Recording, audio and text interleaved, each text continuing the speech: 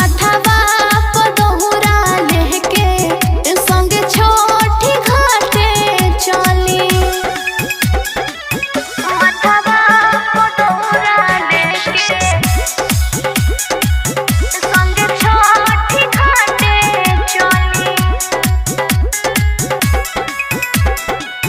पुहुआ पकवानावा से दौरा भराई। पिया हो में सिरौआ देरी जनी लगाई।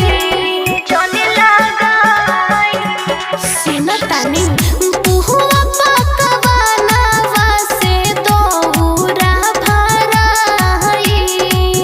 पिया हो में सिरौआ देरी जनी लगाई।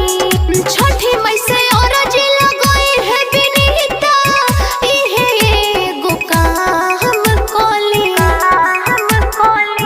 मथवा पदहुरा लेके संगे मोर घाटे चली।